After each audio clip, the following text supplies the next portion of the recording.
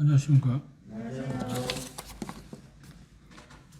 오늘은 고린도전서 7장인데요.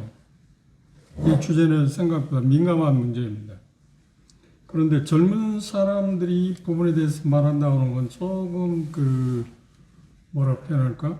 낯뜨겁다고 할까? 그럴 수 있지만 누군가가 이 부분에 대해서 오래전에 새로 가정을 이루는 젊은 부부들에게 가르쳐 줬어야 하고 이 말씀이 준행되었어야 한다고 생각하는데 그러지 못했던 것 같습니다.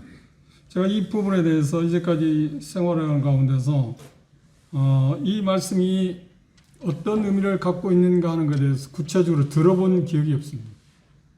왜냐하면 그 이유가 몇 가지 있을 수 있습니다. 그 중에 하나가 이 말씀의 정확한 의미를 파악하지 못해서 그럴 수도 있고, 또 한편으로는 이 말씀을 어떤 의미가 있다고 해서 알고 있는데도 낯뜨거운 일이라서 말하기 좀 곤란해서 피하지 않았는가 생각할 수도 있습니다. 그런데 예수님께서 마태복음 28장에 제자도에 대해서 말씀하시면서 모든 것을 가르쳐 지키게 하라 그랬습니다.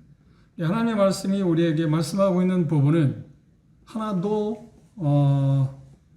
소홀히 할 게 아니고, 그리고 이 부분을 우리가 집중적으로 잘 생각해 보면 가정생활에 대단히 중요한 부분이기도 합니다. 이게 현실적인데, 현실적인 부분에 대해서 우리가 조금 어떤 동양의 유기적인 사상이라고 할까요? 그런 것들 때문에 약간 경시한다고 표현하나요? 이 의미를 축소하려고 하는 그런 모순들이 없지 않아 있습니다. 오늘 이 부분에 대해서 우리가 한번 본문에서 말하고 있는 부분이 정확히 뭘 이야기하는가를 생각해 보는 시간을 갖도록 하겠습니다. 고린도전서 7장 1절부터 오늘 7절에 있는 말씀까지 한 절씩 교독하겠습니다.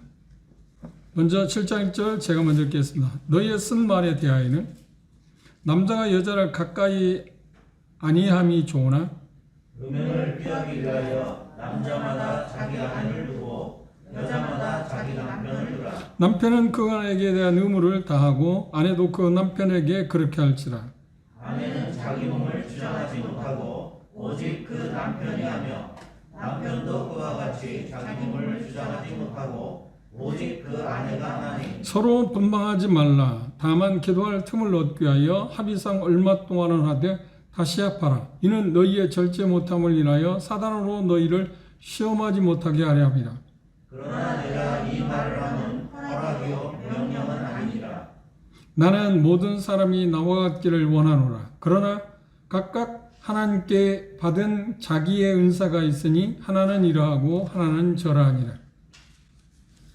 그냥 이 말씀을 그냥 액면대로 보면 우리가 지금까지 생각하는 그런 것처럼 보이기는 합니다만 구체적으로 들어가 보면 우리가 전혀 예상치 못한 그런 내용이 들어있습니다.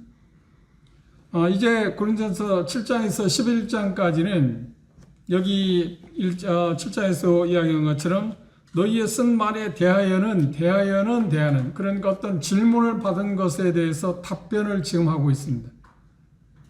고린도 성도들이 이런 문제에 대해서 당시의 그 문화가 성적인 대단히 혼란스러운 상황이 있었습니다. 그래서 그것 때문에 질문을 했는데 그 질문에 대한 하나님의 말씀을 정확하게 지금 바울사들은 이 본문을 통해서 우리에게 이야기하고 있습니다. 7장 1절에서 7절에 있는 말씀까지 내용은 어떤 거냐면 독신 문제에 대한 이야기입니다. 그래서 독신과 관계된 문제라고 이야기하는 게 좋을 것입니다. 당시 로마나 관습, 그러니까 헬라의 문화의 관습은 결혼과 관계에 대해서 4가지 그런 관습이 있었다고 합니다. 첫째는 노예들 있잖아요. 당시 로마는 노예들이 5분의 4를 차지할 만큼 노예들이 많았다고 하는데, 노예들의 결혼은 주인이 허용하고, 그렇죠?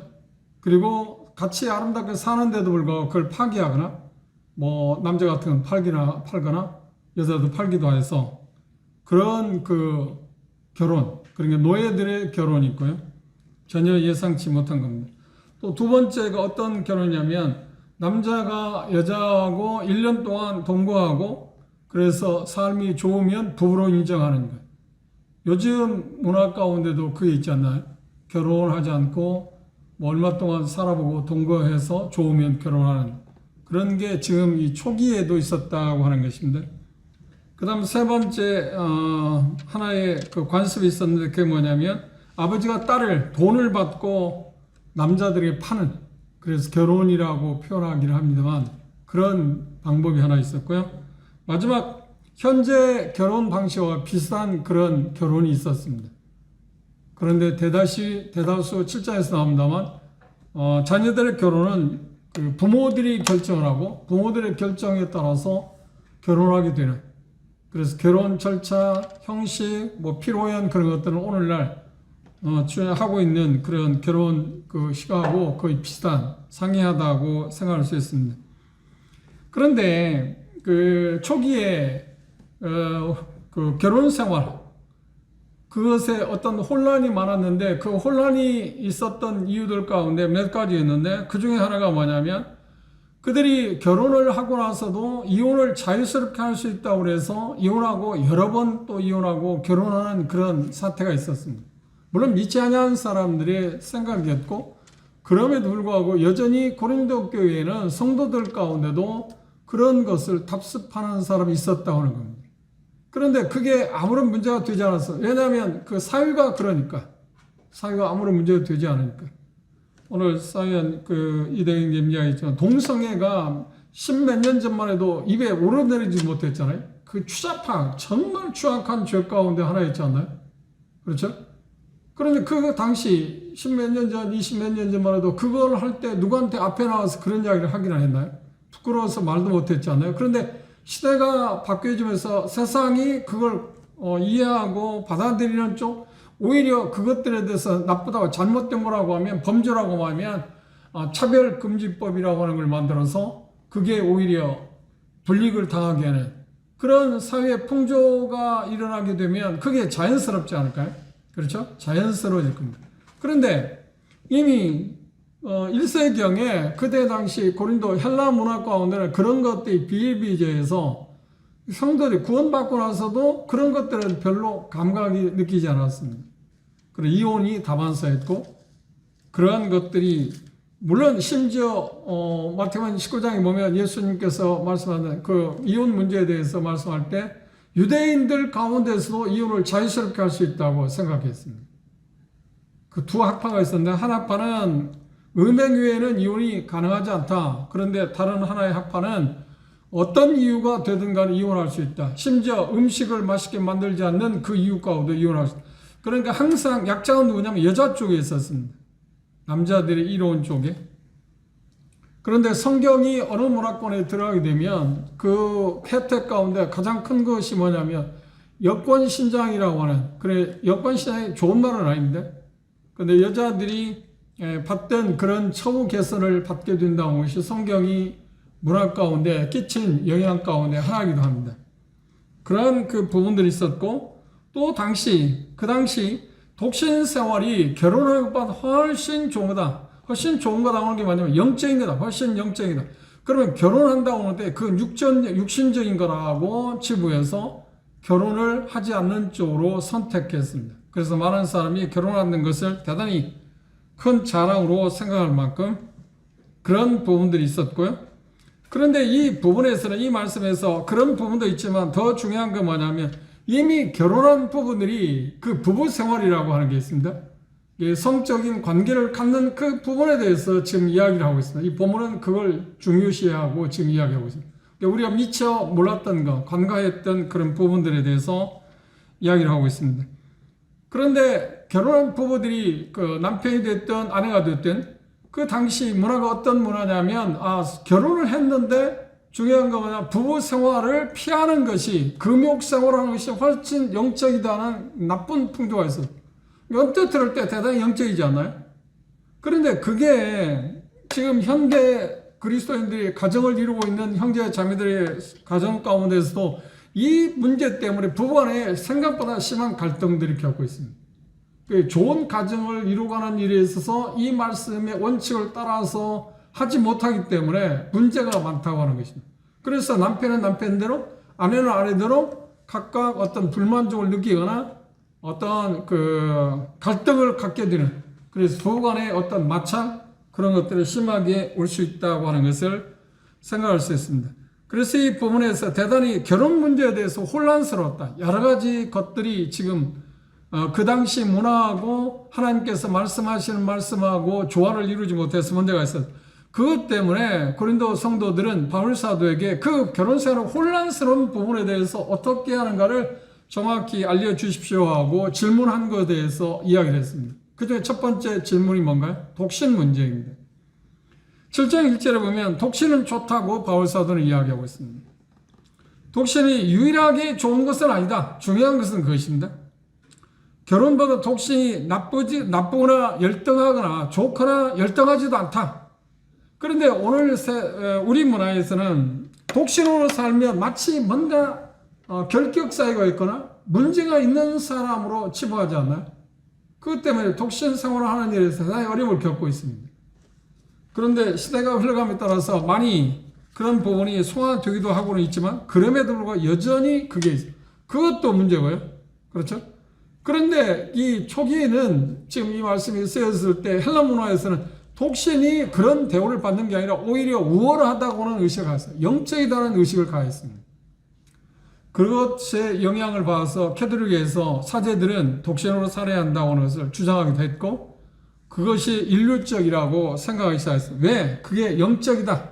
금욕생활을 하는 것은 훨씬 더 하나님이 원하시는 거다. 그런데 하나님 정말 그럴까요? 하나님께서 말씀하신 것을 그걸 이야기할까요? 그 혼란스러운 부분을 하나씩 지금 이야기하고 있습니다. 바울 사도는 혼자 사는 것이 여기 보면 금욕적인 그런 것을 할 수 있기 때문에 좋을 수 있다. 그러니까 성범죄를 자기가 성적인 그런가 욕구 자체를 다스릴 수 있다고 하면 금욕, 독신을 사는 것은 참 좋은 거라고 이야기하고 있습니다. 그런데 독신의 하나의 문제가 뭐냐면 성적인 욕구를 다스릴 수 있는 한계가 사람에게 차이가 있기 때문에 그 문제 때문에 성적인 범죄를 할 수 있기 때문에 그게 문제가 된다고 하는 이야기를 하고 있습니다. 그런 부분에 대해서 우리가 생각할 수 있어요. 그런데 창세기 1장 28절이나 2장 18절 보면 하나님이 사람을 창조하시고 나서 뭐라고 하냐면 뭐 이야기하냐면 결혼하는 것을 하나님이 뭐라고 했나요? 원칙으로 이야기했습니다. 결혼하는 것이 하나님의 원칙이다. 그러니까 독신을 사는 것도 하나님이 허락하신 것은 사실이지만 원래는 결혼하는 것을 하나님이 원하신다. 그런데 이 당시 지금 오늘날 우리 사회에서 급작스럽게 뭐 경제적인 이유 때문에 그런지는 모르지만 이미 2000년 전에 그 헬라 문화에 어떤 게 있냐면 결혼하고 자녀를 갖지 않는 게 또 있었습니다. 자녀를 갖지 않고 사는 게 필요하다. 이게 참 2000년이 흐른 지금에 와서 문화가 확실하게 두드러지게 드러나고 있는 현상들이 2000년 전에 벌써 헬라 문화에서는 그것들이 만연하고 있었다는, 그러니까 성적으로 대단히 혼란스러웠다는, 지금 말한 거 한 5가지 정도 이야기했잖아요. 그런 대단히 혼란스러운 이런 부분에 대해서 어떻게 할까?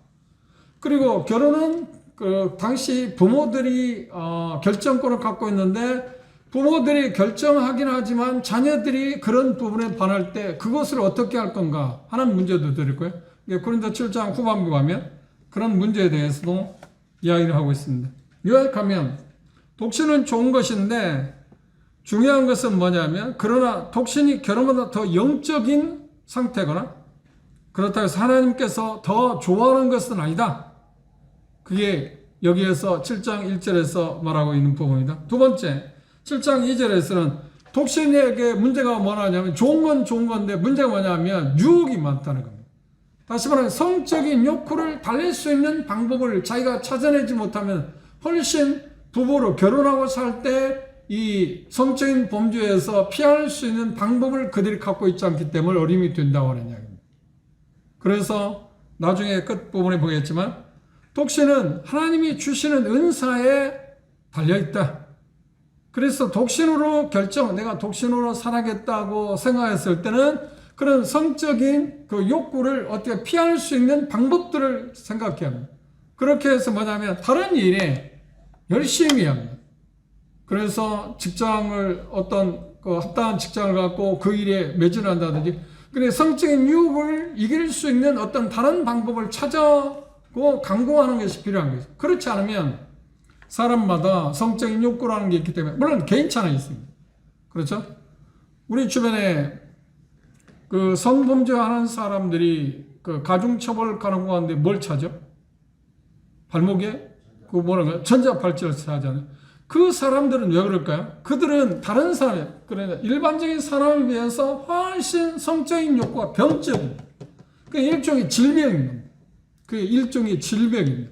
그러나 대다수는 성적인 욕구가 하나님 주신 거기 때문에 일어나는데 그것들을 이성적으로 통제할 수 있는 힘들을 각각 가지고 있어요.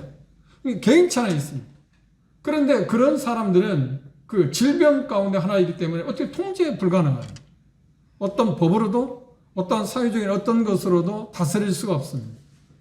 그런 부분들이 우리 주변에서 일어나고 있는데, 그런 것들은 특별한 것이지만, 그러나 일반적으로 하나님께서 우리에게 사람을 창조할 때 성적인 욕구, 성욕이라는 것을 자연스럽게 주셨습니다. 그건 하나님의 선물입니다.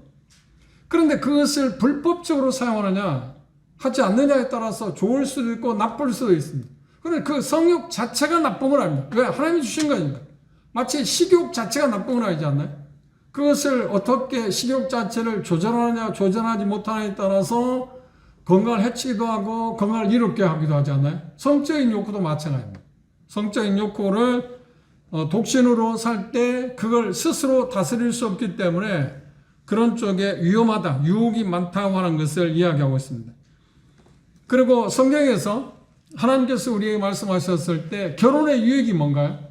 결혼의 유익 가운데 하나가 뭐냐면 빼놓을 수 없는 것이 창세기 1장 28절은 출산, 자녀를 갖는 것입니다.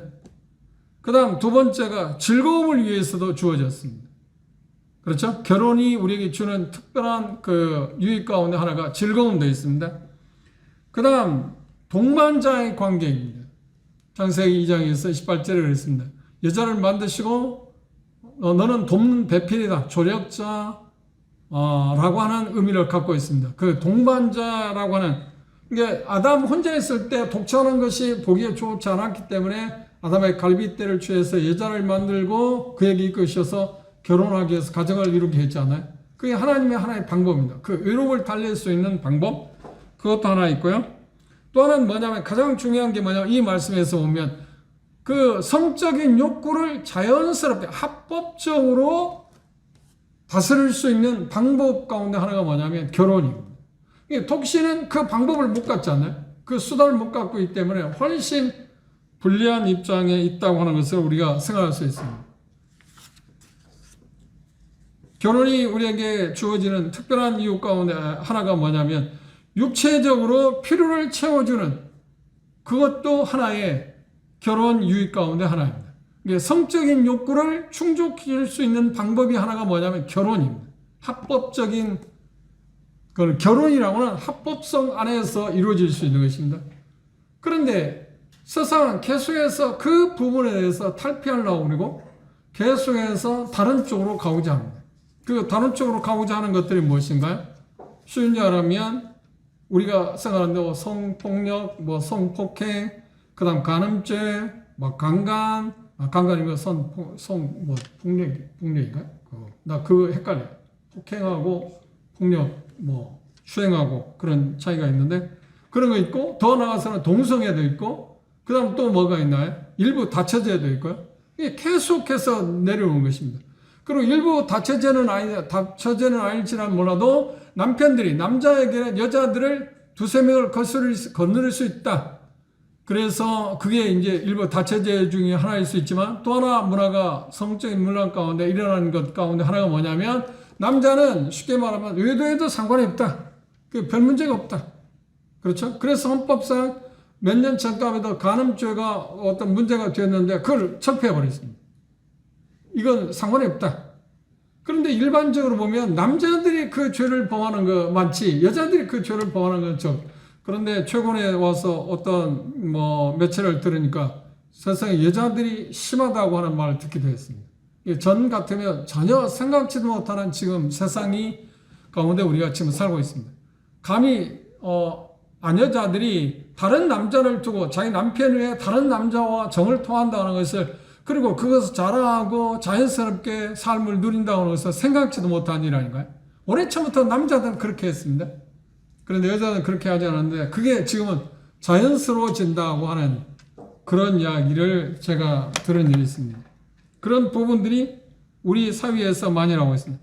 그리고 3절에서 5절에 보면 독신으로 지냈을 때 문제가 있다고 하는 이야기가 3절 5절에서 말 금욕에 대해서 지금 이야기하고 있습니다. 그러면 3절을 주목해 보십시오. 금욕에 대한 이야기를 하고 있습니다. 금욕이란 말은 무슨 말인가? 부부 간에 이미 결혼을 사법적으로 결혼 생활을 하고 있는데 남자와 여자가 각각 어떤 성적인 욕구가 일어났을 때 그것들을 어떻게 할 건가 할 때 당시 성적인 그 혼란이 왔을 때 뭐냐면 그 부부 관계를 하지 않는 것이 훨씬 더 영적이라고 생각하는 게 있었습니다. 그리고 결혼의 목적이 뭐냐면 부부 관계를 통해서 그 성적인 욕구를 충족시키는 것이 즐거움을 누리게 하는 것이 하나님이 주신 방법인데 그것들을 피하는 것에 대해서 지금 이야기했습니다. 금욕에 대해서 지금 이야기했습니다. 그러니까 이 말씀을 자세히 보시면 우리 개혁성경은 그렇게 이야기하고 있습니다. 3절 남편은 그 아내에 대한 의무를 다하고, 의무를 다한다고 하는 말은 무슨 말이냐면 아내도 마찬가지고 남편이 성적인 욕구가 있을 때 아내가 그걸 거절하지 말라.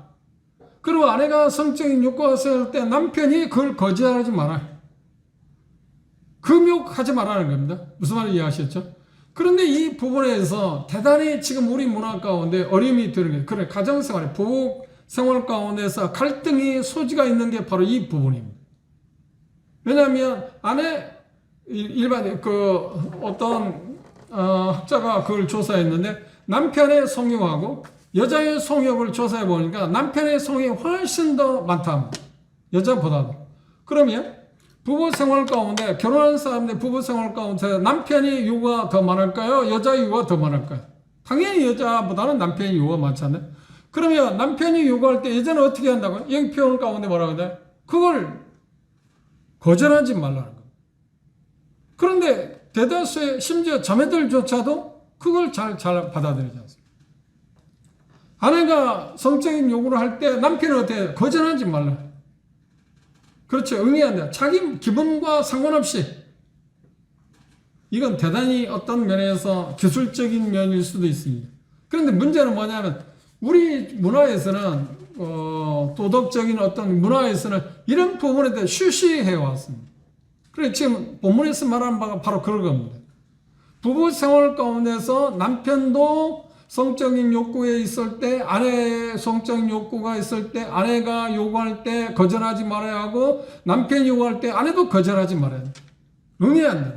자기 기분에 따라서 거절하거나 해서는 안 돼. 그걸 거절했을 때 어떤 문제가 되느냐면 하나님께 그걸 주신 것을 거절하기 때문에 하나님을 거절하는 것이랑 마찬가지입니다.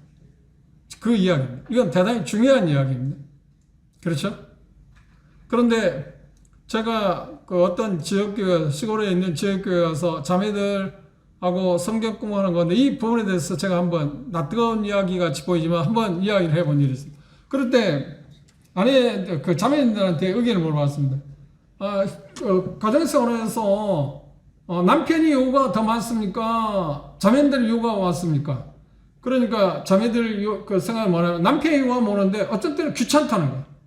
그런데 성경 뭐라고 하는 거야? 그러면 안 된다. 그런 권한이 없다. 다시 말하면 뭐냐면 그 의무다. 당연히 남편이 요구할 때 응하는 것이 요구고 의무이고 의무라는 거예요. 의무라는 거예요. 자기 기분에 따라서 그걸 거절하고 할 수 있는 게 아니라는 거예요. 그런데 대단히 중요한 것은 뭘까요? 그것들을 그 남편은 남편대로 아내는 아내대로 이렇게 조절할 수 있어야겠죠. 그렇죠? 그런데 뜻밖의 남편이 어떤 요구를 하는데 아내가 들어주지 않는다면 어떻게 할까요? 그럼 갈등이 심하잖아. 그럼 부부 관계는 어떤 거예요? 가정은 어떻게 되는가? 그것 때문에 균열이 생기는 거예요. 사단은 그것을 비집고 들어간다는 거예요. 그래서 어떤 거냐면 남편이 그 충족되지 않으니까 외도를 생각할 수밖에 없잖아요. 그걸 방지하기 위해서 부부 관계에 대해서 누구도 마음대로 자기 마음대로 주장할 수 없다. 이게 의무이기 때문에 잘 서로 간에 들어줘야 한다. 이게 어떤 면에서 남편이 믿지 않는 사람이든 믿는 가정에서 남편이 외도한다고 했을 때 문제가 있었다고 할 때 아내들을 한번 조사해봐야 한다고 생각해요. 아내들이 자꾸 거절하게 되면 남편은 그 성적인 욕구를 채워야 하는데 채우지 못하는 거 어떻게 해요? 다른 쪽으로 생각할 거예요. 그래 사단이 침범했다는 말이에요. 그럴지라도 그래서는 안 되는 것입니다. 그럼 범죄니까 무서운 죄니까 그렇지 않아요? 그런 부분을 미연에 막기 위해서 아내들 입장에서 그 의무를 다해야 한다. 또 남편들도 그 의무를 다해야 한다고 하는 이야기를 지금 이야기하고 있습니다. 그 다음 이 말씀 가운데 우리가 생각하는 평이한 말처럼 보입니다만 그 의미가 전혀 다른 의미로 나와 있습니다. 3절 남편은 그 아내에 대한 의무를 다하고 자기 몸을 주장하지 못하고요. 그 남편이 하며 남편도 이와 같이 자기 몸을 주장하지 못하고 오직 그 아내가 한다. 좀 전에 이야기한 것은 의무다는 거예요.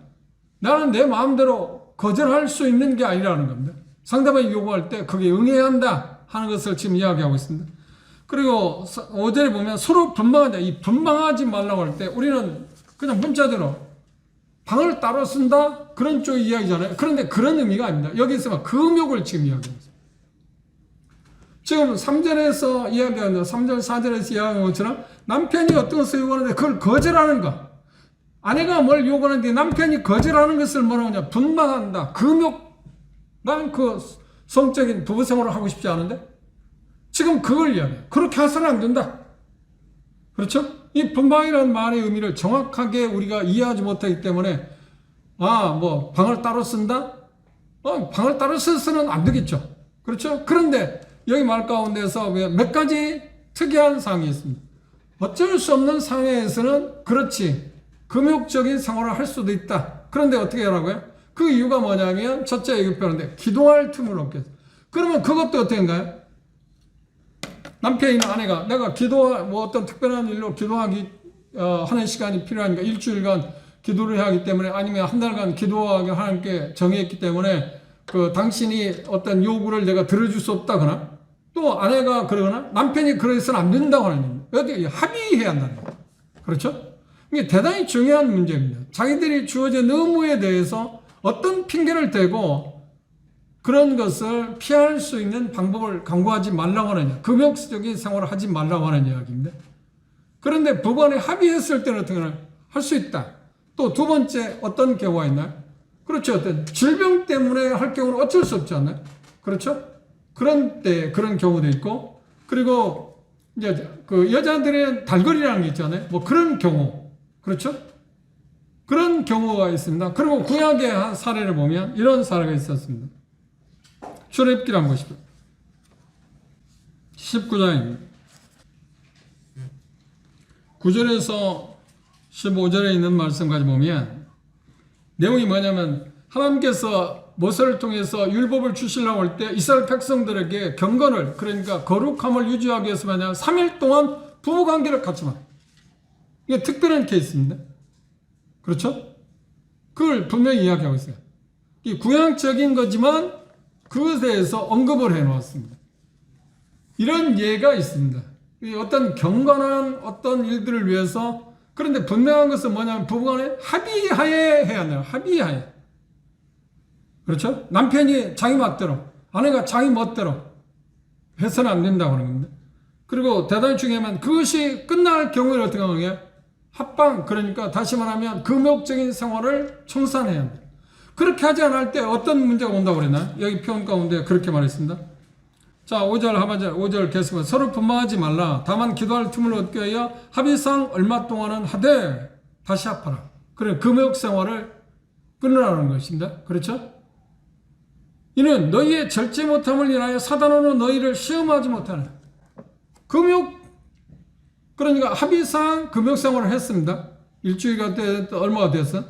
그런데 다시 원래대로 돌아오지 않을 때 금욕생활을 지속하게 된다면 어떤 문제가 오냐면 방금 이야기한 것처럼 사단이 그 틈바위를 파고 들어와서 어떻게 하면 의도하게 된다든지 어떤 불륜을 저지르게 된다든지 그러니까 그 성적인 욕구를 충족시킬 수 있는 다른 방법을 찾게 된다는 거예요. 그런 때 사단은 그런 기회를 부여한다는 거예요. 그런 기회를 부여받지 않기 위해서, 주지 않기 위해서 남편이나 아내는 각각, 남편은 아내에 대해서, 아내는 남편에 대해서 그걸 잘 지켜가야 한다는 것입니다. 무슨 말인지 이해하셨죠? 이게 결혼 생활 가운데, 부부 생활 가운데 대단히 중요한 부분입니다. 생각보다 중요한 부분입니다. 왜요? 하나님이 우리에게 창조하신 목적 가운데, 결혼을 주신 목적 가운데 이게 대단히 중요한 항목 가운데 하나이기 때문에 그렇습니다. 그리고 많은 부부들이 무너지는 이유가 뭐냐면 이 문제 때문에 무너집니다. 실상을 해서. 사단이 그걸 틈타고 들어와서 가정을 파괴시키지 않나요? 그래서 이 부분에 대해서 우리가 마음 가운데 깊이 생각하는 게 필요합니다. 6절에 보시면, 그러나 내가 이 말을 하는 것은, 여기 표현하고 있는 말씀에서 보면 뭐라고 표현했나요? 허락한다 하는 그런 표현이 있습니다. 명령은 아니다. 허락하는 것이 명령 아니다. 이 허락이라는 말은 누군가 같이 생각을 같이 한다 하는 그런 의미를 갖고 있습니다. 그런데 바울사들은 뭐라 하냐면, 내가 앞에서 말한 것을 지금 다시 말하고 싶다고 하는 그것을 지금 이야기하고 있습니다. 그래서 지금 이야기하고자 하는 건 뭐냐면, 바울사들이 독신이나 어떤 금욕이 좋다는 것을 알지만 어떤 경우에서는, 그렇죠, 합의상 이루어가는 거네. 그러나 결혼의 특권과 책임이 거기에 따라야 하는 것이지, 부부생활은 의무라고 그랬습니다. 쌍방 다 남편도 아내에 대해서 의무가 있고 아내도 남편에 대해서 의무가 있다고 그랬습니다. 그의 말은 모든 그리스도인이 결혼해야 한다는 말은 아니라 하는 것입니다. 그러니까 지금 앞에서 말한 것처럼 독신이 좋은 거다. 그런데 그것이 더 영적이거나, 금욕이 좋은 거다. 그러나 그것이 더 영적이거나, 그건 아니다. 그런데 독신이 좋은 것이긴 하지만 거기에 함정이 있다고 그랬습니다. 왜냐하면 성적인 욕구를 처리할 수 있는 방법이 없습니다. 하나님께서 성적인 욕구를 처리할 수 있는 합당한 방법이 뭐냐면 결혼이었다고 그랬잖아요. 결혼하지 않으므로 그것들을 다스릴 수 있기 위해서, 절제하기 위해서 특별한 어떤 것이 독신자에게는 필요한 것입니다. 결혼한 사람들은 그게 아니잖아요. 그런데 결혼한 사람들에게서 남편과 아내의 관계에서 성적인 욕구들을 충족시키지 못할 때 사단이 틈타서 또 다시 어떤 문제가 발생할 수 있다 하는 이야기를 지금 이야기했어요. 요약한다면 뭘까요? 독신이기 때문에 그것은, 독신 자체는 좋을 수는 있지만 그러나 거기에 문제점도 있다고 이야기했습니다. 그리고 결혼이 하나님 주신 일종의 선물이긴 하지만 쌍방에, 남편은 남편대로 아내는 아내대로 각각 자기들이 주어진 책임을 다하지 못할 때 또다시 어떤 문제를 가져올 수 있다. 그래서 독신이 피할 수 있는 것을 생각하면서 독신을 유지해가고, 그리고 부부간에 이제 결혼이 이루어졌다면 하나님께서 명령한 그 말씀을 지키면서 결혼 생활을 유지해가라고 하는 것을 지금 바울사들은 이야기하고 있습니다.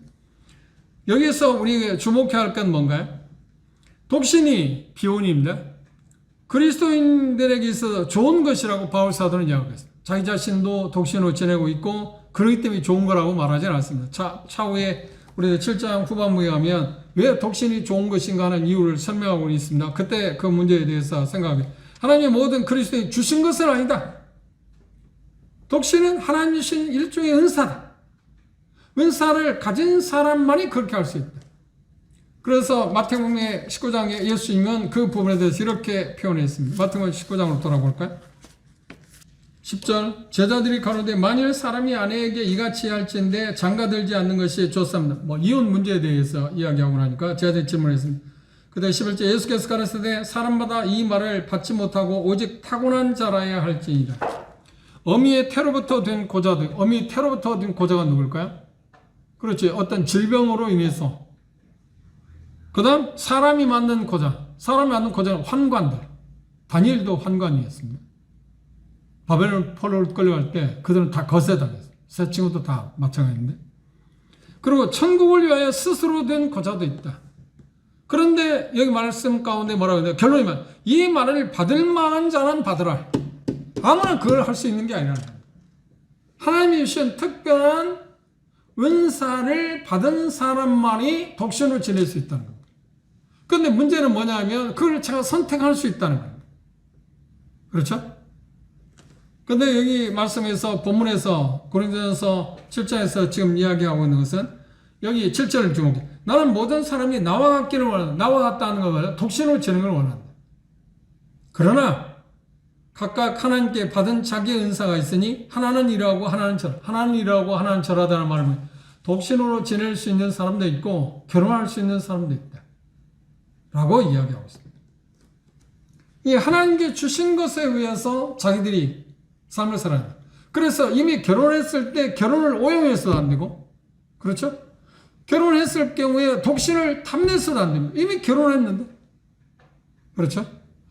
결혼한 사람이 독신에 대해서 사모한다? 아니, 내가 결혼하지 않고 독신으로 살았으면 좋았을 텐데 하는 태도가 무엇인가요? 거기서 나오는 반작이 뭐냐? 금욕인 것입니다. 왜 그래? 금욕하면 훨씬 더 자기가 능력 있는 사람이 경건한 사람으로 생각하고 영적이라고 생각하는 그런 그 당시 성적인 그 혼란스러움이 있었기 때문에 그런 것입니다. 그래서 우리들이 주목해야 할 건 뭐냐면 하나님께서 어떤 것을 주셨든 결혼을 허락하셨다고 하면 결혼 생활을 아름답게 유지해야 할 거고, 하나님께 독신의 은사를 주셨다면 독신의 은사를 갖고 삶을 살아가야 합니다. 그러면 우리가 이 부분에 대해서 한 가지 주목해야 할 게 뭐냐면 독신으로 사는 사람들이 하나님이 어떤 환경 때문에 결혼하고 싶어도 결혼하지 못한 분이 계시지 않나요? 그 이들 가운데 제가 아는 분도 계시는데 그 이들 가운데 뭐냐면 자매들입니다. 형제들이 독신으로 사는 사람은 제가 잘 기억을 안 납니다. 그래, 자매들 몇 사람 있어요. 그들이 왜 결혼을 하지 않고 독신으로 지금 사느냐면 그동안에 형제들하고 결혼하려고 그러는데 마땅한 형제들이 없어서, 그렇죠. 그렇다고 해서 선을 본 일이 없었던 것은 아닌 것 같아요. 봤었던 것 같아요. 그런데 마음에 허락되지 않아서 자기가 스스로 결정하고 지금 60대, 50대 후반에 사는 자매님들이 계십니다. 제가 잘 아는 자매님들이 계십니다. 그런데 그 자매님들이 모임에서조차도, 교회 자체조차서도 세상 사람들은 마찬가지지만 저 사람이 무슨 하자가 있지? 저 사람이 뭐가 문제가 있는 사람이야?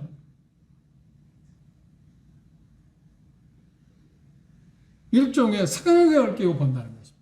그런데 그 문화가, 그 세상이 보는 문화가 교회에서조차 있다는 거예요. 그 자매들을 볼 때 저 자매는 뭐가 문제 있는 사람이야.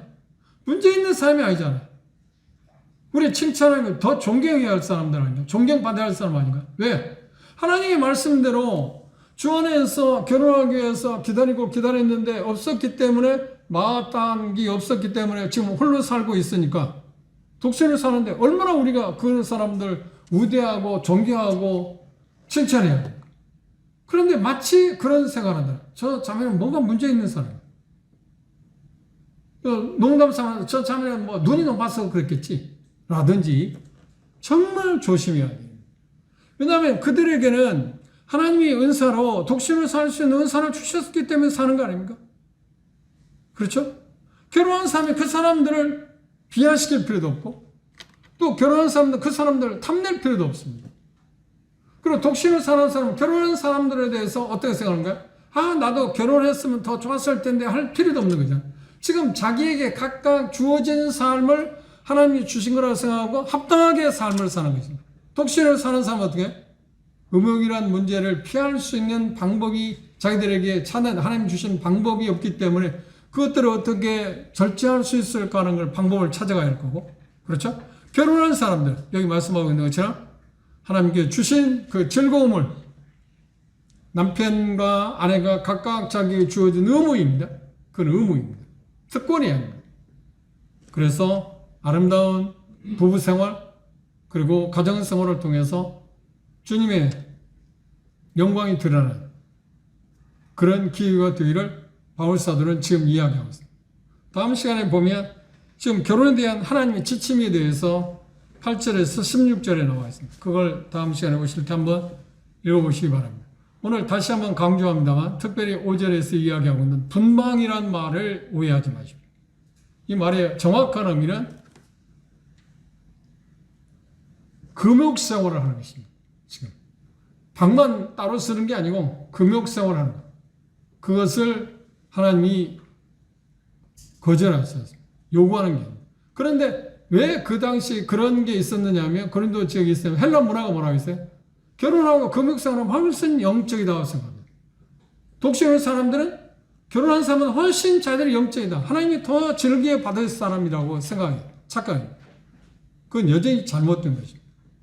그래서 바울사도는 7장 후반부에 결혼해도 결혼 안 하는 거, 그냥 독신을 사는 것도 결혼해도 좋은 것이지만 독신을 사는 것은 더 좋은 거라는 단어를 붙였습니다. 단서가 있습니다. 독신으로 잘 살 때 이야기입니다. 그렇죠? 그러나 독신으로 잘 살도 유익이 있지만 결혼 생활을 잘 할 때는 더 또 유익이 있지 않나요? 그러니까 각각 하나님께서 자기에게 주어진 삶에 이미 결혼했으면 하나님이 내게 주어진 삶이니까 부부의 남편은 남편대로 아내는 아내대로 자기 할 의무를 잘 지켜야 하고 결혼하지 않은 사람들 경우에는 물론 제가 지금 나이가 많아서 결혼 안 하고 있는 그 자매님들이나 형제들도 많습니다. 그 물어보면 하나님이 허락하면 언젠가 결혼하고자 하는 마음을 갖고 있다고요. 나는 독신으로 살 겁니다 하고 결정한 사람은 제가 만나보지 못했어요. 기다리고 있습니다.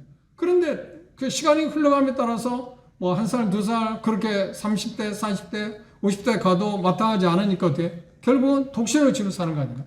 그 이제 50대 지난 분들은 이제 나는 독신으로 사는 거다. 그래 뭐 그 50대 되는 자매님한테 소천한 그 자매가 소천하고 홀로 있는 형제에 대해서 소개하기 위해서 한번 넌지시 접근하기 대단히 어려운 문제입니다. 넌지시 하겠네요. 지금 제 마음 가운데는 결혼에 대해서 전혀 생각이 없습니다. 그런 분들은 특별한 그 좋은 장점이 있습니다. 어떤 쪽에 장점이 있을까요? 자유가 주입니다. 결혼한 사람에서 엄청난 자유가 주입니다. 어떤 주님을 섬기기 위해서 장소를 이동하는 데도 편하고요. 시간 사용하는 데도 편하고요. 왜냐하면 제한을 안 받아요. 부부 생활하면 제한을 많이 받지 않나요?